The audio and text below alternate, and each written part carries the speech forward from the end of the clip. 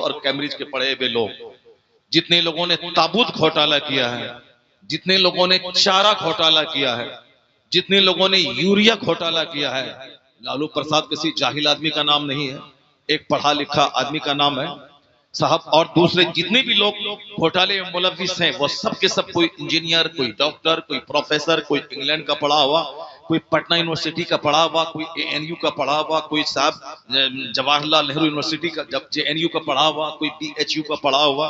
اس طرح سارے جتنے بھی گھوٹالے باز ہیں وہ سارے کے سارے ہائیلی ایجوکیٹڈ لوگ ہیں. یہ جو ڈسٹرکٹ کا DM ہے جس کی تنخواہ 2.5 سے لے کے 3 لاکھ روپے بنتی ہے، وہ جو 10 کروڑ روپے کا بنگلہ بناتا ہے، وہ پبلک کے پیسے اور گورنمنٹ کے پیسے کو چوری کر کے ڈکیتی کر کے، یہ کوئی جاہل لوگ ہوتے ہیں؟ IAS آفیسر ہندوستان کا سب سے کریم اب صاحب کمپٹیشن ہوتا ہے، IPS نکالنا، IAS نکالنا، UPSC سب سے ہائی کلاس کا کمپٹیشن. اور DM بننا، SP بننا، یہ سمجھ لیں کہ پردھان منتری بننے سے زیادہ کارگر ہے. پردھان منتری کوئی بن گیا تو 5 سال تک رہے گا، آگے الیکشن ہارا تو بھاگ گیا، چلا گیا، وہ پیویلین لوٹ گیا، سڑک پہ آ گیا. جیسے بھی مودی جی ہیں، ابھی لگاتار 10 سال سے پردھان منتری، اگر اگلے چکر میں ہار گئے تو پھر وہ گجرات کی گلی میں چکر لگانے لگیں گے. بہت سارے لوگ، نتیش کمار ہیں، پینڈولم کی طرح کبھی ادھر کبھی ادھر جھولتے ہیں، آنے والے وقت میں ہار گئے تو چلے جائیں گے وہ صاحب ہرنوت اپنے علاقے میں جا کے گھومیں گے پھریں گے. یعنی یہ جب تک کرسی پہ ہیں پبلک جتا رہی تب تک، لیکن ایک DM ڈسٹرکٹ کا DM وہ 60 سال تک رہتا ہے، وہ ڈسٹرکٹ کا مالک ہوتا ہے. اس لیے ہندوستان میں جتنا پاور، جتنا اختیار، جتنے لمبے دنوں تک حکومت کرنے کا پاور DM کا ہوتا ہے اتنا CM کا نہیں ہوتا ہے. CM پبلک نے ووٹ دیا، CM بنا، کل پبلک ووٹ نہیں دیا سڑک پہ. پردھان منتری پبلک نے ووٹ دیا، پارٹی جیت گئی، PM بنا، نہیں اس کے بعد ہار گئے، سڑک پہ آ گئے. مگر ایک DM IAS آفیسر وہ اس وقت تک DM رہے گا جب تک کہ وہ ریٹائر نہیں کر جائے. تو ایک ہائی کلاس کی تعلیم ہوتی ہے DM کے پاس. مگر میں کیا کہہ رہا ہوں، ایک ڈسٹرکٹ کا DM جو چور ہوتا ہے، جو اپنے کروڑوں کا بنگلہ بنا لیتا ہے، یہ وہ لوگ ہوتے ہیں جو جاہل نہیں ہوتے ہیں. گاؤں دیہات میں ہل جوتنے والا کسان اتنا بڑا گھوٹالہ نہیں کرتا ہے. جو دوسروں کی کھیت میں مزدوری کرتا ہے وہ مزدور کبھی تابوت گھوٹالہ نہیں کیا. جو کبھی دوسروں کے گھر میں اینٹ ڈھو کے گھر بناتا ہے وہ کبھی بہت بڑا گھوٹالہ انڈیا میں نہیں کیا. جتنے بڑے بڑے گھوٹالے، کوئلہ گھوٹالہ، یوریا گھوٹالہ، تابوت گھوٹالہ، اسٹامپ گھوٹالہ، یہ سارے کے سارے پڑھے لکھے لوگوں نے ہندوستان کو لوٹا ہے. پڑھے لکھے ہائی کلاس کے لوگوں نے ہندوستان کو لوٹا ہے. اس لیے اتنا جان لیجئے کہ تعلیم حاصل کرنا فرض ہے، لیکن ڈکیت بننے والی تعلیم نہیں، چور بننے والی تعلیم نہیں، بے نمازی جو تعلیم بنا دی وہ تعلیم فرض نہیں ہے، جو آخرت کو بھلا دے وہ علم حاصل کرنا فرض نہیں ہے. علم کی 2 قسمیں اسلام نے بیان کیا ہے، العلم و علمان، علم 2 ہے. اور علم کی 2 قسمیں ہیں، ایک علم نافع اور ایک علم غیر نافع. یعنی ایک علم وہ جو پروفیٹیبل ہو، نالج پروفیٹیبل، اور ایک ہے نالج ان پروفیٹیبل. یعنی ایک وہ علم ہے جو نفع بخش علم ہو، اور ایک وہ علم ہے جو نفع نہیں دے. اور حضور نے ہمیشہ جو دعا کی ہے، پیغمبر اعظم، معلم کائنات، طبیب اعظم، محبوب پروردگار نے جب بھی دعا فرمائی ہے، حضور نے یہ دعا کی ہے، اللہم انی اسألک علما نافعا. اور یہی دعا امام صاحب بھی مسجدوں میں کرتے ہیں اور جمعہ کے خطبے میں کرتے ہیں. کیا کرتے ہیں؟ اللہم انی اسألک علما نافعا. یہی دعا زمزم کے پیتے ہوئے بھی مانگنا چاہیے. یہ حدیث میں آیا ہے، جب بھی زمزم پانی پیو تو اس وقت میں یہ دعا مانگو، اے اللہ میں تجھ سے علم نافع کا سوال کرتا ہوں، تجھ سے میں صحت کامل کا سوال کرتا ہوں، اور بیماری سے شفا کا سوال کرتا ہوں. ایسا علم دے جو علم نفع دینے والا.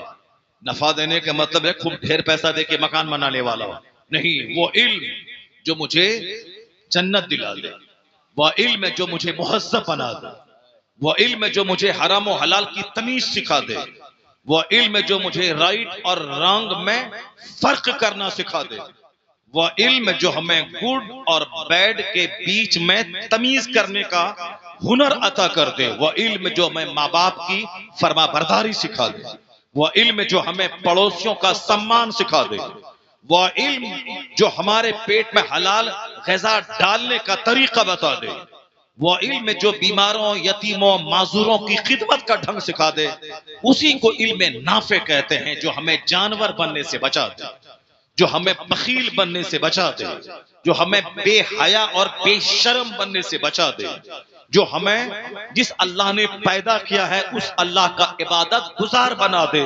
اگر کوئی شخص ڈی ایم بن گیا، اگر وہ حرام و حلال پہ تمیز نہیں کرتا ہے، اس سے بہتر ہے گاؤں کا وہ چرواہا جو بیل چراتا ہے مگر حلال کھاتا ہے، وہ حرام کی طرف نگاہ اٹھا کے نہیں دیکھتا۔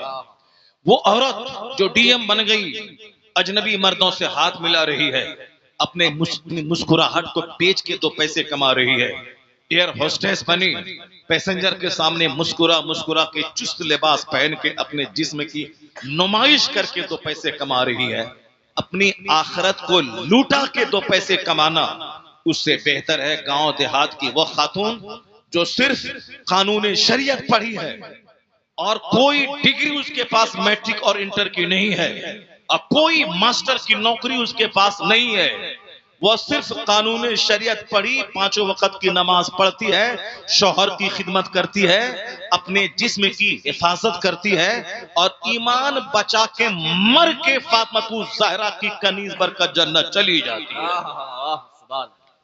یہ گاؤں دیہات کی اردو کی پہلی پڑھنے والی عورت جو اپنی عزت بچا رہی ہے، جو اپنے چہرے کی حفاظت کر رہی ہے، جو اپنی جسم کی حفاظت کرے، نہ بنے میٹریکولیٹ، نہ بنے انٹرمیڈیٹ کی ڈگری نہ حاصل کرے، نہ بنے ماسٹر، نہ بنے انجینئر۔ میں انجینئر بن کے کتنے دن تک دنیا میں زندہ رہوں گا؟ 50، 60، 70، 80، 90 سال؟ یہ 60، 70، 80، 90 سال اللہ کے نزدیک صرف ایک سیکنڈ کے برابر ہے، اور مرنے کے بعد جہاں جس دنیا میں جانا ہے وہاں کا ایک دن ہے کان مقدارہ 50,000 سنہ، یعنی مرنے کے بعد جو دنیا ہے وہاں کا ایک دن دنیاوی گنتی کے حساب سے 50,000 سال کے برابر ہے۔ جہاں کا ایک دن، وہ باپ اپنے بچے کا دشمن ہے جو اپنے بچے کو میٹرک انٹر گریجویشن تو کرایا مگر آخرت کی بات نہیں بتائی۔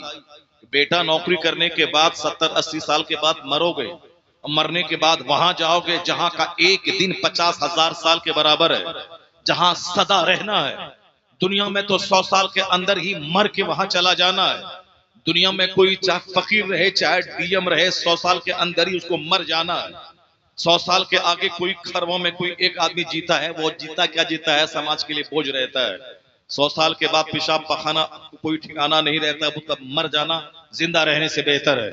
100 سال کے اندر ہی چلے جانا ہے، لیکن مرنے کے بعد جہاں جانا ہے، کافر مشرک وہ تو بولتا ہے کہ مر گیا، مردود کچھ نہیں ہوتا، جلا کے اس کو راکھ کر دو، مگر مسلمان ہونے کے لیے یہ عقیدہ رکھنا فرسٹ اینڈ فارموسٹ ضروری ہے کہ مرنے کے بعد کی جو دنیا ہے وہ آخرت ہے، آخرت کے دن پہ ایمان لانا مسلمان بنے رہنے کے لیے ضروری ہے، کہ مرنے کے بعد ایک دنیا ہے جسے آخرت کی دنیا کہتے ہیں، جہاں ہر سیاہ و سفید کا حساب ہوگا، جہاں اس دنیا کی جوانی کا حساب لیا جائے گا، جہاں اس دنیا کی رات، اس دنیا کے دن کا حساب لیا جائے گا، جہاں کہا جائے گا کہ یہ بتاؤ کہ من این اکتسبہ وفیما وضعہ، from where you earn this, کہاں سے تم نے یہ مال کمایا، ان وچ ویز یو اسپینٹ دس، اور کس راستے میں تم نے اس پیسے کو خرچ کیا، ڈی جے بجانے میں خرچ کیا، یا صاحب شادی بیاہ میں پانی کی طرف پیسے بہانے میں خرچ کیا،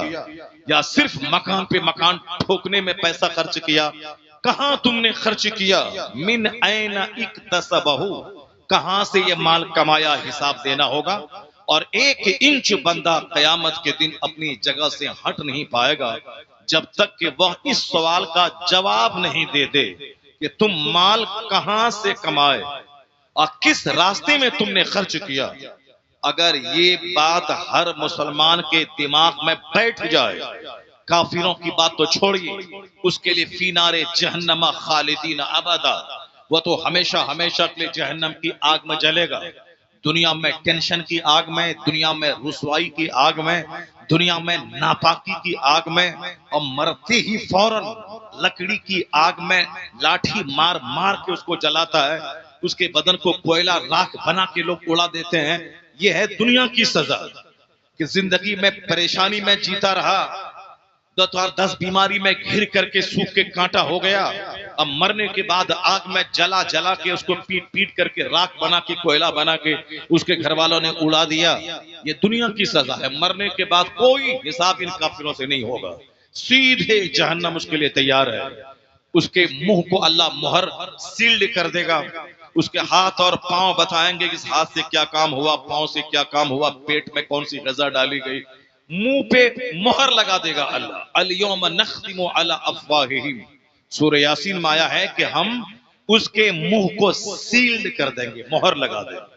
منہ سیلڈ ہو جائے گا. منہ سے نہیں بولتا ہم یہ کام نہیں کیے ہیں، ہم یہ کام کرے ہیں، ہم نے 50 لاکھ کی مسجد بنا دی ہے، ہم نے جھوٹ نہیں بولا ہے.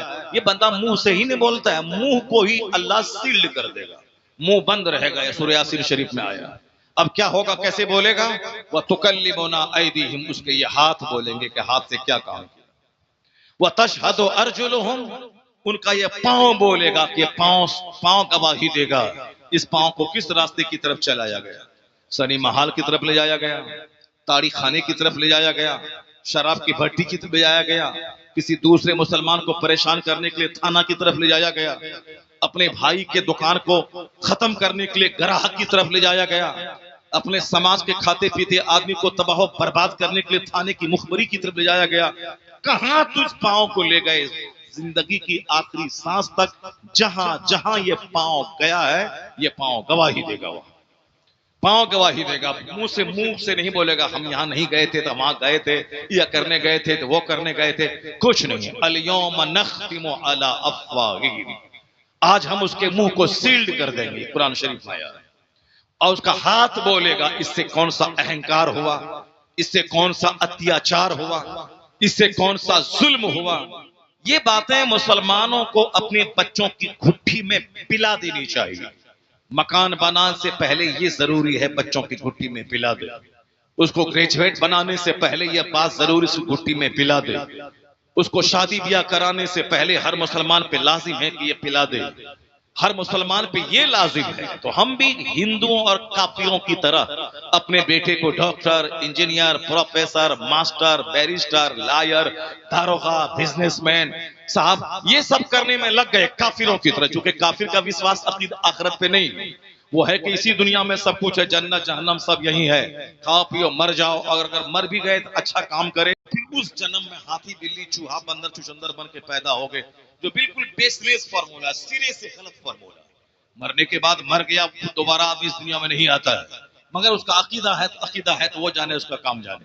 ہمارا عقیدہ ہے کہ ہم مسلمان ہیں، میرا مالک میرا اللہ ہے، مصطفیٰ میرے رہنما ہے، قرآن میری کتاب ہے، قرآن ہدایت کی کتاب ہے.